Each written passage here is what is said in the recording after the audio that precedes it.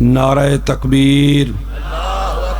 گرمی بہت زیادہ ہے، اس کا مجھے احساس ہے، لیکن آپ کی آواز بتا رہی ہے کہ کچھ زیادہ ہی گرمی ہے۔ نعرہ تکبیر، نعرہ رسالت، نعرہ رسالت، نعرہ حیدری، نعرہ حیدری، حسینیت، حسینیت، یزیدیت، یزیدیت، بر حبیب خدا خاتم الانبیاء بلند تر صلوات۔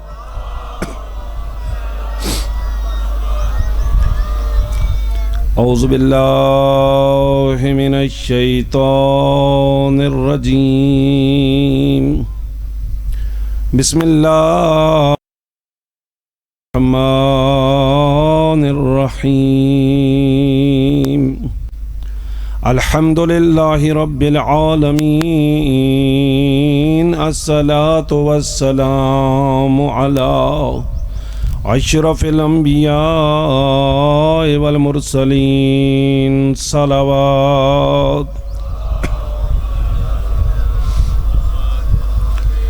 حبیب قلوبنا و طبیب نفوسنا، حبیب الہ العالمین، اب الزہراء و اب القاسم محمد،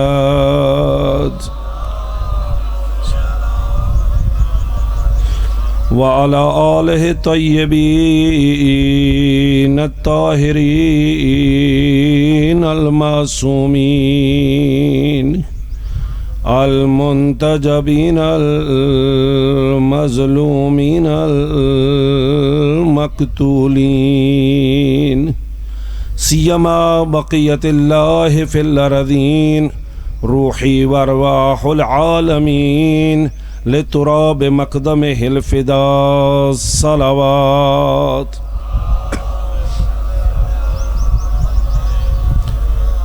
اما بعد فقد قال اللہ تبارک و تعالی فی کتابہ المجید، اعوذ باللہ من الشیطان الرجیم، وَلَنَبْلُوَنَّكُمْ بِشَيْءٍ مِّنَ الْخَوْفِ وَالْجُوعِ وَنَقْصٍ مِّنَ الْأَمْوَالِ وَالْأَنفُسِ وَالثَّمَرَاتِ الذين إذا أصابتهم مصيبة قالوا إنا لله وإنا إليه راجعون، صلوات۔ وقال رسول الله صلى الله عليه وآله وسلم، إنا لقتل الحسین حرارة في قلوب المؤمنین لن تبرد ابدا، صلوات۔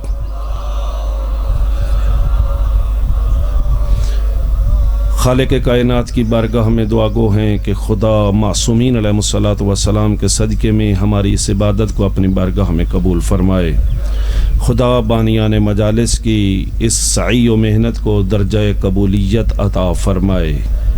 خدا ہم سب کو حقیقی معنوں میں مظلوم کربلا حسین ابن علی ابن ابی طالب علیہ السلام کا عزادار بننے کی توفیق عطا فرمائے۔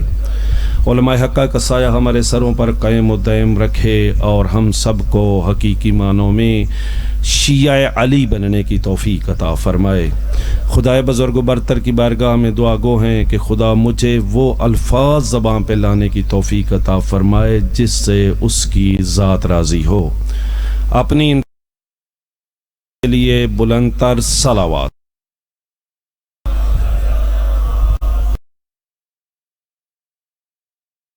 مجمع زیادہ صلوات کے اندر ہونی چاہیے، وہ نہیں ہے۔ بلند صلوات۔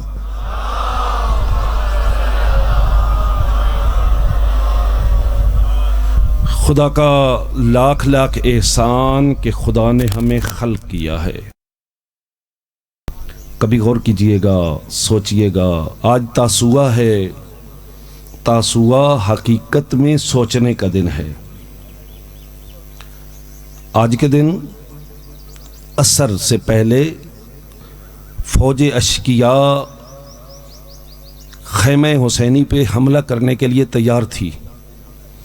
امام حسین علیہ الصلوۃ والسلام نے آنے والی رات مہلت کے طور پر مانگی ہے۔ علماء فرماتے ہیں کہ یہ حقیقت میں مہلت مانگی نہیں ہے، بلکہ حسین ابن علی علیہ الصلوۃ والسلام نے مہلت دی ہے۔ اگر مہلت نہ دیتے ہر نہ بنتا۔ حضرت حر جہنم کی وادی کو چھوڑ کر جنت کی وادی میں نہ آتے۔ آج کا دن سوچنے کا دن ہے، غور کرنے کا دن ہے، آج کا دن حر بننے کا دن ہے۔ لشکر یزید سے نکل کر لشکر حسینی میں آنے کا دن ہے۔ غور کیجئے، وہ خالق کائنات اگر ہمیں خلق نہ کرتا، ہمارا کوئی زور تھا؟ ہم کوئی احتجاج کر سکتے تھے؟ احتجاج تو تب کرتے جب ہوتے۔ اس خالق کائنات نے ہمیں ازل سے وجود بخشا ہے، عدم سے وجود بخشا ہے اس پروردگار نے۔ یہ اس لیسا کمثلہ شیء کا احسان ہے کہ اس نے اس لم یکن شیئا مذکورہ کو شے بنا دیا۔ اس ایک نعمت پر پروردگار کا اگر شکر ادا کرنے لگیں تو ہم نہیں کر سکتے۔ پھر غور کیجئے گا کہ خدا نے عام انسان نہیں بنایا، خدا نے ہمیں محبت اہل بیت علیہ الصلوۃ والسلام کی نعمت سے نوازا ہے۔ دنیا کی تمام نعمتوں کو قربان کیا جا سکتا ہے، یہ جو اہل بیت کی محبت کی نعمت ہمارے دل میں ہے، اس کو کسی اور نعمت پہ قربان نہیں کیا جا سکتا۔ جان، مال، عزت، آبرو، اولاد، سب کچھ قربان ہو سکتا ہے، لیکن یہ جو جوہر ہے، یہ جو گوہر ہے، یہ جو محبت اہل بیت کی صورت میں خدا نے ہمیں نعمت عطا کی ہے، اس نعمت کو کسی اور نعمت پہ قربان نہیں کیا جا سکتا۔ سب کچھ دینے کے لیے تیار ہیں، لیکن اس نعمت کو دینے کے لیے تیار نہیں ہیں۔ کیوں؟ اس لیے کہ خود صادق آل محمد علیہ الصلوۃ والسلام ارشاد فرما رہے ہیں، خلقوا شیعتنا من فاضل طینتنا، ہمارے شیعوں کو ہماری بچی ہوئی مٹی سے خلق کیا گیا ہے۔ وَعُجِّنُوا بِمَاءِ وِلَایَتِنَا، اور پھر اس مٹی کو ہمارے ولا کے پانی سے گوندھا گیا ہے۔ شیعہ علی ہونا کوئی معمولی بات ہے؟ اہل بیت کی بچی ہوئی مٹی سے خلق کیے گئے ہیں، ولائے اہل بیت کے پانی سے گوندا گیا ہے۔ نتیجہ کیا نکلتا ہے؟ فَيَفْرَحُونَ لِفَرْحِنَا وَيَحْزَنُونَ لِحُزْنِنَا، اس کا نتیجہ یہ نکلتا ہے کہ جب اہل بیت پیغمبر خوش ہوتے ہیں، یہ ماننے والے خوش ہو جاتے ہیں۔ جب اہل بیت پیغمبر مغموم ہوتے ہیں تو اس وقت یہ ماننے والے مغموم ہو جایا کرتے ہیں۔ یہ نعمت ہے، عزاداری سید الشہداء وہ نعمت ہے۔ ایک انسان بنتا ہے، ایک انسان حر بنتا ہے، ایک انسان غیرت مند بنتا ہے۔ یہ وہ نعمت ہے جو حضرت زینب کبریٰ سلام اللہ علیہا اور حضرت امام سجاد علیہ الصلوۃ والسلام نے ہمیں عطا کی ہے۔ اس نعمت کے بارے میں اگر غور کیا جائے، سوچا جائے، یہ نعمت کب ملی، کس نے یہ عزاداری کی، اس کی تاریخ کیا ہے، میں وہ آپ کی خدمت میں عرض کرنا چاہ رہا ہوں۔ پہلا عزادار کون تھا؟ کس کا عزادار؟ حسین کا عزادار۔ پہلا کون تھا؟ حضرت مجلسی نے اپنی کتاب بہار الانوار میں ایک باقاعدہ باب بنایا ہے جس کا نام رکھا ہے من بقا علی الحسین، کون کون رویا ہے حسین پر۔ اس میں پہلا جو عزادار ہے اس کا تعارف کرواتے ہیں کہ جب حضرت آدم علیہ الصلوۃ والسلام کو خدا نے جنت سے نکال دیا جب عتاب الہی میں گرفتار ہوئے، توبہ کرنا شروع کی، گریہ کرنا شروع کیا، خدا کو رحم آیا۔ خدا نے فرمایا جبرائیل جاؤ، جا کر آدم کو مجھے منانے کا طریقہ سکھاؤ۔ غور کیجئے وہ کتنا کریم ہے جو خود ناراض ہوتا ہے پھر اپنے منانے کے طریقے بھی خود بتاتا ہے۔ کہا جاؤ آدم کو بتاؤ میں کیسے راضی ہوتا ہوں، اور پھر جناب جبرائیل تشریف لائے اور انہوں نے آ کر کہا کہ اے آدم اگر رب کو منانا چاہتا ہے تو یوں دعا کر، یا حامد و بحق محمد، یا عالی بحق علی، یا فاطر بحق فاطمہ، یا محسن بحق حسن، یا قدیم الاحسان بحق حسین علیہ السلام۔ جب نام سنا ہے نا حسین ابن علی کا، اس وقت حضرت آدم کی آنکھوں میں آنسو آ گئے اور سوال کیا اے فرشتہ الہی مجھے یہ بتا یہ حسین کون ہے؟ کہا پہلے میں نے چند اور شخصیات کے نام بھی لیے ہیں، ان کے نام آپ نے نہیں پوچھا یہ کون ہے، یہ کیوں پوچھ رہے ہو؟ کہا جب سے اس نام کو سنا ہے دل غمگین ہو گیا ہے، میرا دل کر رہا ہے میں آنسو بہاؤں۔ حضرت جبریل نے بتایا یہ تیری نسل سے آخری نبی ہوگا، اس کا ایک بیٹا ہوگا جس کا نام حسین ہوگا، اس کو اس کے نانا کی امت کربلا کے میدان میں پیاسا شہید کر دے گی۔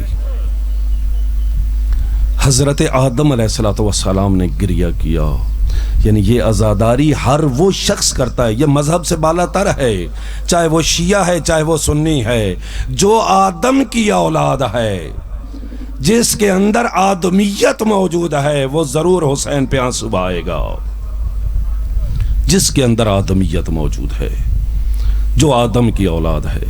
اور پھر انبیاء علیہ السلام کے تذکرے موجود ہیں کہ جب بھی کسی نبی کا گزر ہوا ہے کربلا کی خاک سے، اس نے وہاں پر حسین ابن علی پہ آنسو بہائے ہیں۔ اور رسول اکرم صلی اللہ علیہ وآلہ وسلم جن کی زندگی کا ایک ایک لمحہ اور مرحلہ ہمارے لیے سنت ہے، ہمارے لیے اسوہ ہے، اس رسول نے زندگی میں کئی دفعہ حسین پہ عزاداری کی ہے۔ ابھی واقعہ کربلا ہوا نہیں ہے لیکن امام حسین علیہ السلام پر آنسو بہائے جا رہے ہیں۔ پہلا دن جب حضرت زہرا سلام اللہ علیہا اپنے بیٹے امام حسین علیہ السلام کو لے کر آئیں اور اپنے بابا کی خدمت میں پیش کیا، رسول اسلام نے اپنے ہاتھوں پہ اٹھایا یا اپنے بیٹے کو بوسہ دیا ہے اور رونا شروع کر دیا ہے۔ بی بی نے سوال کیا بابا خدا نے نعمت عطا کی تھی، خوش ہونے کا وقت ہے، گریہ کر رہے ہیں۔ کہا بیٹا جو میں دیکھ رہا ہوں وہ آپ نہیں دیکھ رہی، میرے اسی بیٹے کو کربلا کے میدان میں شہید کر دیا جائے گا۔ خود حضرت زہرا سلام اللہ علیہ نے گریہ کیا، علی علیہ السلام نے گریہ کیا، رسول اسلام نے گریہ کیا۔ زندگی میں ایک دن نہیں کئی دفعہ ایسا ہوا کہ رسول اسلام حضرت علی علیہ السلام سے کہتے ہیں یا علی اپنے بیٹے حسین کو ہاتھوں سے پکڑ کے کھڑے ہو جاؤ۔ علی علیہ السلام اپنے بیٹے امام حسین علیہ السلام کو ہاتھوں سے پکڑ کے کھڑے ہو جاتے، رسول اسلام پیشانی سے لے کر پاؤں تک بوسے دیتے اور گریہ کرتے۔ پوچھا جاتا یا رسول اللہ حسین سے محبت تو ہے آپ کو، یہ اتنے بوسے کیوں، اتنا گریہ کیوں؟ کہتے جہاں جہاں زخم لگے گا اس مقام پہ بوسے دے کر گریہ کر رہا ہوں، جس جس جگہ پر زخم لگے گا اس جگہ پر بوسے دے رہا ہوں۔ اور وہ واقعہ آپ کو یاد ہے، سب نے سنا ہوا ہے، حضرت ام سلمہ کے گھر موجود ہیں اور منع کیا ہے رسول نے کہ کوئی بھی آئے اس کو اندر نہیں آنے دینا، میں آرام کر رہا ہوں۔ اتنے میں امام حسین علیہ السلام داخل ہوئے، حضرت ام سلمہ نے روکنے کی کوشش کی لیکن یہ رسول کا بیٹا دوڑ کر اپنے نانا کے پاس پہنچ گیا۔ تھوڑی دیر کے بعد ام سلمہ روایت کرتی ہے کہ میں نے اندر سے رسول اللہ کے بلک بلک کے رونے کی آواز سنی۔ میں جب اندر گئی تو میں جا کیا دیکھا کہ علی کا یہ بیٹا حسین رسول اسلام کے سینے پہ سویا ہوا ہے. رسول اسلام کبھی گردن کے دائیں طرف بوسے دیتے ہیں، کبھی بائیں طرف بوسے دیتے ہیں، اور اتنا گریہ کر رہے ہیں کہ رسول اسلام کی ریش مبارک آنسوؤں سے تر ہے.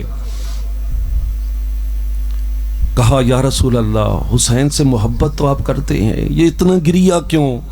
کہا ابھی فرشتہ الہی آیا ہے، اس نے آ کر کہا ہے تیرے اس حسین کو کربلا میں شہید کر دیا جائے گا، اور مجھے وہ مٹی بھی دے کر گئے ہیں کہ جب تک یہ مٹی کا رنگ تبدیل ہو سمجھ جانا تمہارا حسین کربلا میں شہید ہو گیا ہے.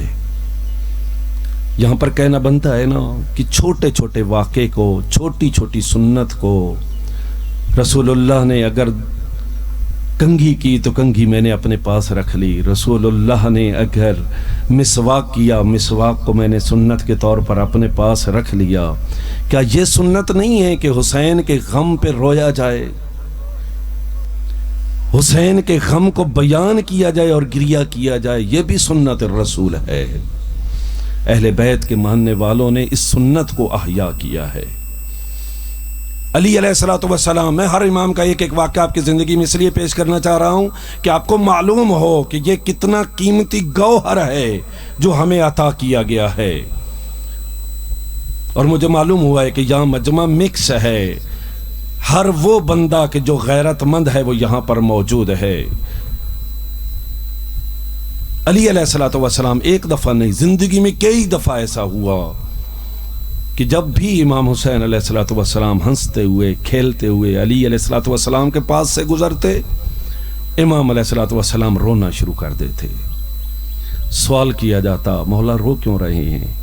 امام فرماتے تھے کہ جلد ہی میرے اس بیٹے کو قتل کیا جائے گا اور اس پر زمین و آسمان گریہ کریں گے، اس پر زمین و آسمان گریہ کریں گے.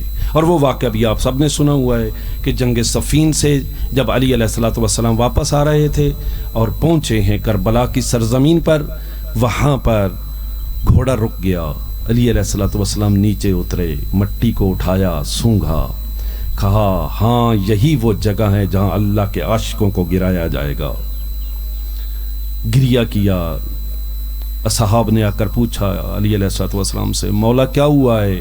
کہا یہ وہ جگہ ہے جہاں پر میرے بیٹے حسین کو شہید کیا جائے گا، یہ وہ جگہ ہے جہاں میری بیٹیوں کو اسیر کیا جائے گا. امام حسن علیہ السلام کا وہ واقعہ آپ کو یاد ہے، ایک ہی واقعہ سناتا ہوں. آخری وقت ہے امام حسن علیہ السلام کا، زہر مل چکی ہے، امام تڑپ رہے ہیں، امام کا سر امام حسین علیہ السلام کی گود میں ہے. جب امام حسن علیہ السلام نے محسوس کیا کہ حسین کی آنکھوں سے پانی میرے چہرے پہ گرا ہے، امام نے آنکھیں کھول کر کہا حسین گریہ کر رہے ہیں؟ کہا بھیا آپ کی حالت بہت نازک ہے، اس پہ گریہ نہ کروں تو کیا کروں؟ کہا حسین میری حالت جو بھی ہو، لا یوم کا یوم کا یا ابا عبداللہ، اس جیسا دن جیسے تم پر آئے گا کسی پہ نہیں آیا. جو مصیبت آپ پر آئے گی اس طرح کی مصیبت کسی پر نہیں آئے گی. پھر سوال کیا گیا کیا ہوگا؟ ایک ایک واقعہ امام حسن نے بیان کیا. اہل بیت کو امام حسن کا درد بھول گیا، سب نے حسین پہ رونا شروع کر دیا. مختصر کرتا ہوں، امام سجاد علیہ السلام کتنا گریہ کیا ہے. کسی جوان کو دیکھتے رونا شروع کر دیتے، بازار کی بھیڑ کو دیکھتے رونا شروع کر دیتے، ٹھنڈا پانی دیکھتے رونا شروع کر دیتے، کسی حیوان کو ذبح ہوتے ہوئے دیکھتے رونا شروع کر دیتے. امام باقر علیہ السلام، یہ ایک واقعہ عرض کر دیتا ہوں، امام باقر علیہ السلام جب اس دنیا سے جا رہے تھے، یہ آخری گواہ ہے، چشمدید گواہ واقعہ کربلا کا. امام جب اس دنیا سے جا رہے ہیں، امام صادق علیہ السلام کو وصیت کر رہے ہیں، اور وصیت کرتے ہوئے دینار کا ایک تھیلا وہ امام صادق علیہ السلام کو پیش کیا. کہا بابا یہ جو رقم ہے اس کا مجھے کیا کرنا ہے؟ کہا اس رقم سے منا کے میدان میں ہر سال میرے جد کی عزاداری کروانا. اب تھوڑا سا غور کیجئے، ایک وقت کا امام جا رہا ہے دوسرے وقت کے امام کو وصیت کر رہا ہے، اور اس وصیت میں جگہ بھی معین کر رہا ہے، پیسے بھی دے کر جا رہے ہیں کہ ہر سال منا کے میدان میں جہاں سب مسلمان اکٹھے ہوتے ہیں میرے جد کی عزاداری کروانا۔ یہ ہے عزاداری کی اہمیت۔ اور حضرت امام رضا علیہ السلام کا صرف ایک واقعہ آپ کی خدمت میں پیش کر دیتا ہوں۔ ایک صحابی آئے جن کا نام ہے ابن شبیب۔ ابن شبیب امام علیہ السلام کے پاس آئے۔ امام نے پوچھا شبیب آج کیا دن ہے؟ کہا پہلی محرم ہے۔ امام نے رونا شروع کر دیا۔ یہ پوچھتا ہے رو کیوں رہے ہیں؟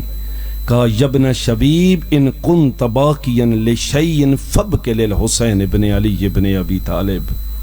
اے ابن شبیب جب بھی تو رونا چاہے نا میرے جد حسین پہ گریا کرنا۔ کیوں مولا؟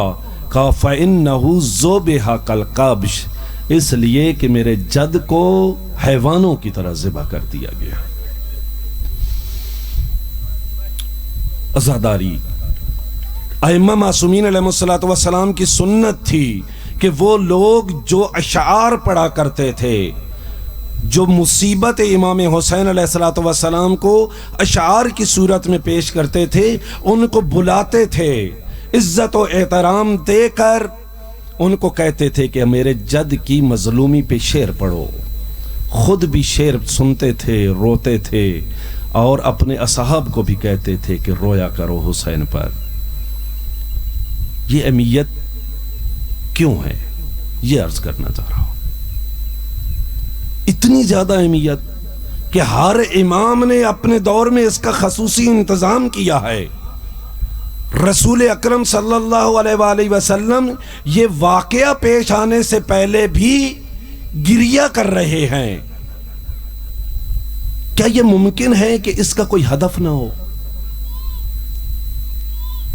فعل الحکیم لا یخلو عن الحکمہ، حکیم کا فعل، عقل مند کا کوئی بھی کام بغیر ہدف کے نہیں ہوتا، اس کا ضرور کوئی نہ کوئی ہدف ہوتا ہے۔ یہ جو عزاداری سید الشہداء جس کو امام حسین علیہ السلام کی غربت کے طور پر منایا جاتا ہے، اور ہر امام نے، ہر معصوم نے اس کے لیے اسپیشل انتظام کیا ہے، کیا بغیر ہدف کے ہے یہ عزاداری؟ صرف میرا رونا مقصود ہے یا نہ؟ اس کا کوئی ہدف ہے؟ اس کا وہی ہدف ہے جو امام حسین علیہ السلام کے قیام کا ہدف ہے۔ یہ واقعہ کربلا کو واقعہ کہنا یہ صحیح نہیں ہے، اس لیے کہ واقعہ وہ ہوتا ہے کہ جو ہو اور ختم ہو جائے۔ سانحہ وہ ہوتا ہے جس کی کوئی پلاننگ نہ ہو۔ حادثہ وہ ہوتا ہے جو ایمرجنسی میں پیش آئے۔ یہ واقعہ نہیں ہے، یہ سانحہ نہیں ہے، یہ حادثہ نہیں ہے، یہ ایک تحریک ہے۔ یہ تحریک ہے۔ اس تحریک کسے کہتے ہیں؟ جس کے اندر تسلسل ہوتا ہے اور وہ اس وقت تک جاری رہتی ہے جب تک اس کا ہدف حاصل نہ ہو جائے۔ تحریک کربلا اس کا ایک ہدف ہے، اور وہ ہدف کیا ہے؟ ولایت جو اپنے محور سے جدا ہو گئی تھی، ولی سے جو مسند ولایت لے لی گئی تھی، ولی کو اس کی مسند تک پہنچانا، یہ ہدف ہے اس عزاداری کا۔ علی علیہ السلام سے مسند خلافت لے لی گئی، ائمہ سے ولایت کو جدا کر دیا گیا، خلافت کسی اور کے پاس چلی گئی۔ ائمہ معصومین علیہ السلام کو اس مسند خلافت تک پہنچانے کا احتجاجی تحریک کا نام ہے کربلا، جس کا پہلا مرحلہ مکمل ہوا ہے کربلا کی سرزمین پر۔ حسین ابن علی علیہ السلام نے قربانی دے کر لوگوں کے ضمیروں کو جھنجھوڑا ہے، اور لوگوں کو کہا ہے کہ تمہاری دنیا تمہیں عزیز ہے، تمہاری اولاد تمہیں عزیز ہے، تمہاری دولت تمہیں عزیز ہے، تمہارے گھر تمہیں عزیز ہیں، لیکن مجھے اسلام عزیز ہے۔ میں اسلام کے لیے گھر چھوڑوں گا، میں اسلام کے لیے اولاد دوں گا، میں اسلام کے لیے ناموس قربان کروں گا، میں اسلام کے لیے جان دوں گا۔ اور امام حسین علیہ السلام نے یہ عملاً کر کے دکھایا۔ اگر یہ عزاداری کی تحریک نہ ہوتی، دوسرا مرحلہ اس تحریک کا وہ عزاداری ہے، وہی مقصد جو امام حسین علیہ السلام کا تھا، وہی مقصد اس عزاداری کا ہے۔ امام حسین علیہ السلام نے اپنے قیام کے اہداف کو بیان کیا ہے۔ کیا فرمایا ہے؟ کہا انی لم اخرج عاشرا ولا بطرا ولا مفسدا ولا ظالما، میں نہ کسی خوش گزرانی کے لیے نکل رہا ہوں، نہ کوئی فساد پھیلانے کے لیے نکل رہا ہوں، نہ کوئی ظلم کرنے کے لیے نکل رہا ہوں۔ کس لیے نکل رہا ہوں؟ لطلب اصلاح فی امت جدی رسول اللہ، میں اپنے جد رسول اللہ کی امت کی اصلاح کے لیے نکل رہا ہوں۔ یہاں پر امام علیہ السلام کہہ سکتے تھے کہ میں اپنے بابا علی کے شیعوں کی اصلاح کے لیے نکل رہا ہوں۔ غور کیجئے امام نے کیا فرمایا ہے؟ لطلب اصلاح فی امت جدی رسول اللہ، میں اپنے جد رسول اللہ کی امت میں اصلاح چاہتا ہوں۔ یعنی کیا؟ جو رسول کا کلمہ پڑھتا ہے اس کی اصلاح چاہتے ہیں رسول کے یہ بیٹے۔ اس کا مطلب یہ ہے کہ عزاداری کے لیے بھی ان کے راستے کھلے ہونے چاہیے۔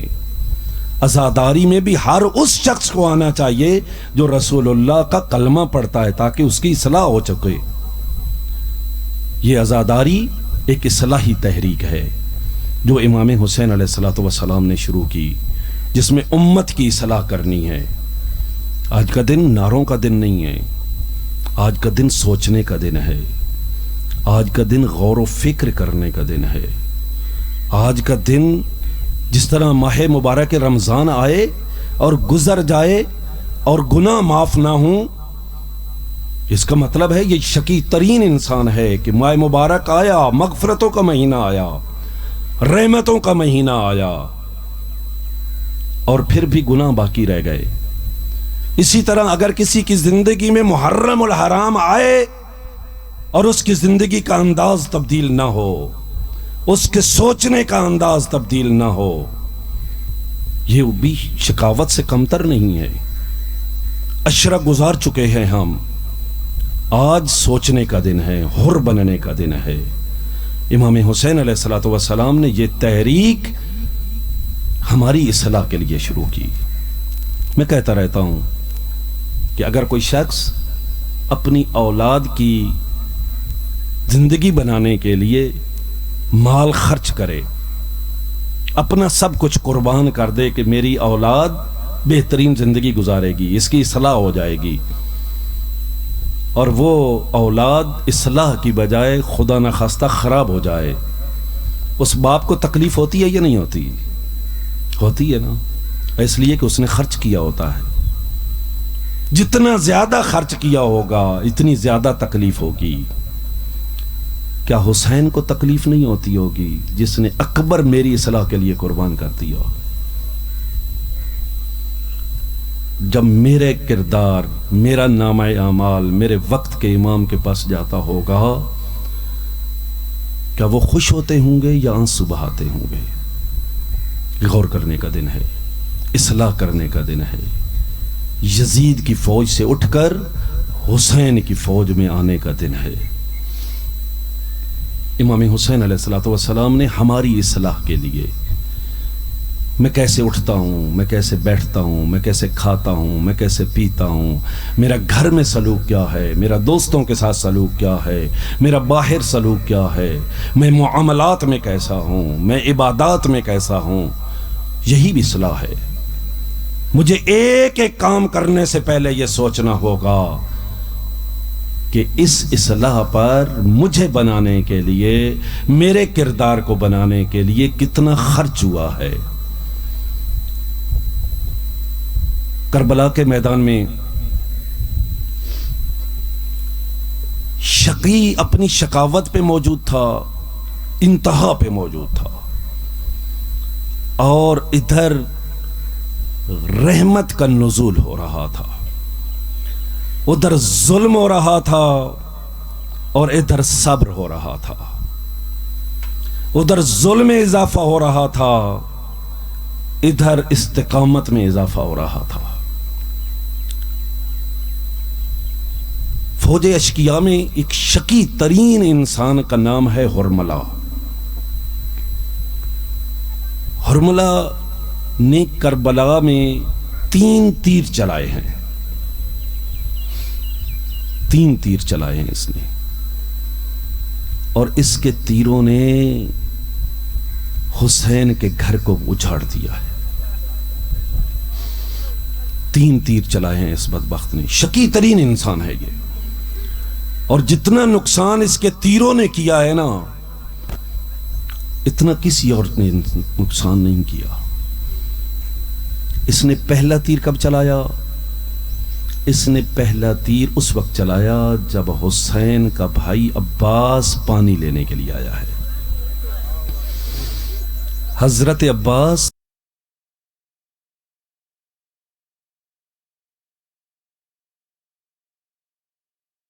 القمہ میں داخل ہوئے، پانی بھرا، صرف مشک نہیں بھری، جناب عباس نے اپنے چلو میں بھی پانی لیا، آنکھوں کے سامنے لا کر اس کو زمین پہ دے مارا اور کہا نہیں پیتا کیونکہ سکینہ پیاسی ہے، وفا کا حق ادا نہیں ہوتا اس لیے کہ سکینہ پیاسی ہے۔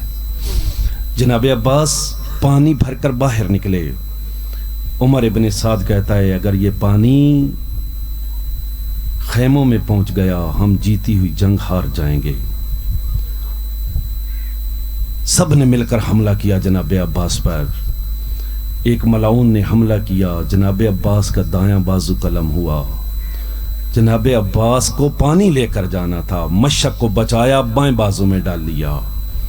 دوسرے ملعون نے حملہ کیا، بایاں بازو قلم ہوا، جناب عباس نے مشک کے تسمے منہ میں ڈال لیے، سینے کو ڈھال بنایا اور سکینہ کی پیاس بجھانے کے لیے پانی لے کر چلے۔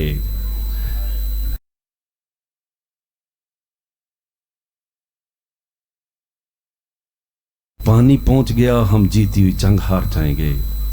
یہ کہتا ہے میں نے تیر نکالا، میں نے تیر نکال کر نشانہ لیا عباس کے سر کا، لیکن میں نے دیکھا عباس کا سر پہلے زخمی ہے۔ میں نے پہلو کا نشانہ لیا، میں نے دیکھا عباس کے بازو کٹ چکے ہیں۔ کہتے ہیں وہ کون سی چیز ہے جس کو میں نشانہ بناؤں کہ عباس کی آس ٹوٹے؟ کہتا ہے میں نے مشک کا نشانہ بنایا اور میں تیر مشک میں مارا، مشک میں تیر نہیں لگا، یہ سکینہ کی پیاس میں لگا ہے تیر، اور عباس کی آس ٹوٹ گئی۔ اب جناب عباس خیموں کی طرف نہیں جا رہے، اب بشکیہ کی طرف مڑے ہیں۔ جو زائرین ہیں ان کو معلوم ہے کہ وہ جہاں پہ بازو کٹے ہیں وہ جگہ خیموں کے قریب ہے، جہاں پہ عباس اترے ہیں وہ جگہ خیموں سے دور ہے، اس لیے کہ جناب عباس نے اپنے گھوڑے کا رخ موڑ دیا تھا اور پھر کہا تھا اب اس زندگی کی کیا قیمت کہ میں اپنے امیر کے بیٹوں کے لیے پانی نہ لے جا سکا۔ یہ پہلا تیر ہے جو اس ملعون نے چلایا ہے۔ دوسرا تیر بتاؤں اس نے کہاں چلایا؟ بر محمد والے محمد صلوات۔ بار دیگر بلندتر صلوات۔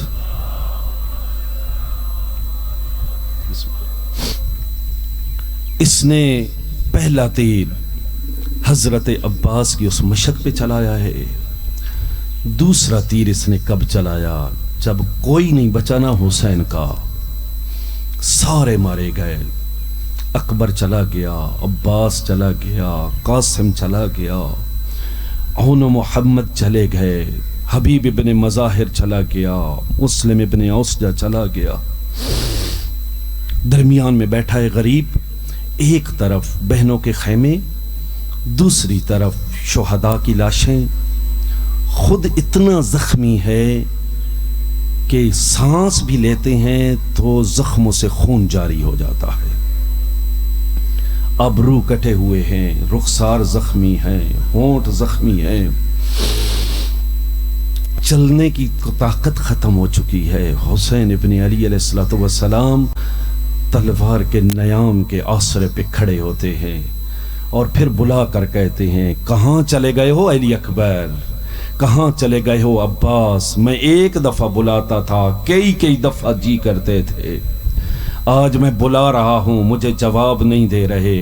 پھر خود ہی فرماتے ہاں تم اس طرف چلے گئے ہو جہاں سے کبھی کوئی واپس نہیں آیا۔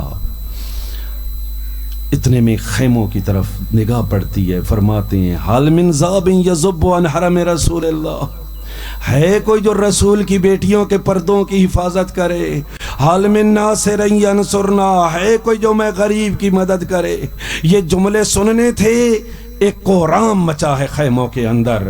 حسین علیہ السلام خیموں میں تشریف لے گئے، کیا دیکھا ہے؟ تمام خواتین ایک جگہ پہ اکٹھی ہیں، رو رہی ہیں۔ امام حسین نے پوچھا بہن زینب کوئی قضیہ ہو گیا ہے، کیا ہوا ہے؟ کہا کچھ نہیں ہوا، آپ کی آواز سن کر آپ کے اصغر نے، آپ کے ننھے مجاہد نے اپنے آپ کو پنگھوڑے کے نیچے گرا دیا ہے۔ امام حسین نے اپنے اس ننھے مجاہد کو اپنے ہاتھوں پہ اٹھایا اور لے کر چلے۔ کہاں پہ آئے؟ اشقیا کے سامنے، اور آ کر کیا کہا؟ او قوم اشقیا، تمہارا مجرم میں ہوں، یہ بچہ تو صرف 6 مہینے کا ہے، اس کو پانی چاہیے۔ حالت کیا تھی؟ امام حسین علیہ السلام نے یہاں پر بتائی حالت، اما ترونہ کیف یتلذع عطشانا، کیا تم دیکھ نہیں رہے کہ کیسے تلذی کر رہا ہے میرا یہ بچہ؟ تلذی مچھلی کی حالت کو کہا جاتا ہے۔ مچھلی جب پانی سے باہر آتی ہے نا تو پہلے اچھلتی ہے، کبھی دائیں اچھلتی ہے، کبھی بائیں اچھلتی ہے۔ جب یہ اچھلنے کی طاقت ختم ہو جاتی ہے نا پھر یہ اپنی کروٹیں بدلنا شروع کر دیتی ہے، کبھی دائیں کروٹ بدلتی ہے، پھر بائیں کروٹ بدلتی ہے۔ جب یہ حالت بھی ختم ہو جاتی ہے نا پھر یہ مچھلی منہ کھولتی ہے، بند کرتی ہے۔ امام فرما رہے ہیں تم دیکھ نہیں رہے کہ میرے اصغر پہ ایک ایسی حالت بھی طاری ہو گئی کہ اصغر منہ کھولتے ہیں تو بند نہیں کر سکتے، منہ بند کرتے ہیں تو کھول نہیں سکتے۔ اس ملعون نے ہرمل کے آ کر کہا اقطع کلام الحسین، حسین کی بات کو ختم کرو۔ یہ ہرملہ کہتا ہے میں نے تیر اٹھایا، تیر کیسا تھا؟ جو حیوانوں پہ چلایا جاتا ہے، میں نے اس تیر کو علی اصغر کے گلے پہ مارا۔ یہ علی اصغر کے گلے کو زخمی نہیں کیا بلکہ کیا ہوا؟ زوبیا من الاذن الى الاذن، او اصغر ایک کان سے دوسرے کان تک ذبح ہو گیا۔ علماء فرماتے ہیں اگر حسین کا بازو زخمی نہ ہوتا وہ جدھر تیر جاتا اصغر ساتھ جاتا۔ اجرکم ربکم اجرکم علی اللہ۔ تیسرا تیر اس نے کہا استعمال کیا ہے جب بہنوں کو ودا کر کے حسین آیا ہے نا میدان میں، اور حسین نے آ کر جنگ کی ہے، حسین کی جنگ کو دیکھ کر انہوں نے بھاگنا شروع کر دیا ہے۔ غریب کہتا تھا اور رک کر جنگ کرو میں اکبر کا بابا ہوں، اور رک کر جنگ کرو میں غازی کا بھائی ہوں۔ لیکن ان لوگوں نے ایک وقت ایسا آیا حسین کو کہا حسین تم جنگ کر رہے ہو، تمہاری بہنوں کے خیمے پہ حملہ ہو گیا ہے۔ جناب امام حسین نے جب پلٹ کر دیکھا ایک ملعون نے امام کے پیشانی میں ایک ایسا پتھر مارا جس سے امام کی آنکھوں میں خون آ گیا، امام کی آنکھوں میں خون آیا۔ امام نے اپنی عبا اٹھا کر وہ خون صاف کرنا چاہا، اور ملا کہتا ہے میں نے ایک تیر مارا جو حسین کے جگر میں لگا، اور گیا جس کے بعد حسین زین پہ قائم نہ رہ سکا۔ الا لعنت اللہ علی القوم الظالمین وسیعلم الذین ظلموا ای منقلب ینقلبون۔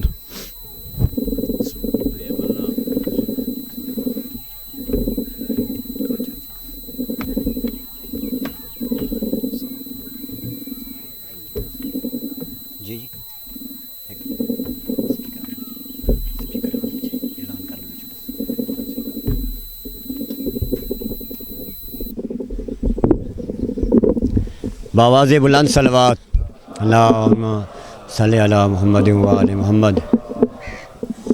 یہ آپ کے سامنے اب مولانا فیاض حسین خطیب آل محمد اب بہول پر خطاب فرمائیں گے۔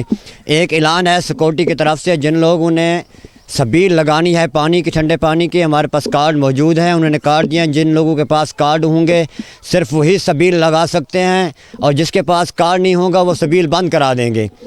سیکورٹی کی طرف اعلان ہے، ہمارے پاس ایک کارڈ موجود ہے، جن لوگوں نے بھرنے والے چوک تک سبیل لگانی ہے وہ کارڈ ہم سے لے لیں، اور جب جس کے پاس کارڈ ہوگا وہ آ کے چیک کریں گے، وہی سبیل تقسیم کرے گا، ادرویز وہ آ کے سبیل بند کرا دیں گے۔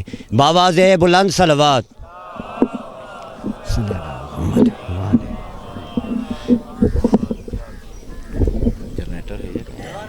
تکبیر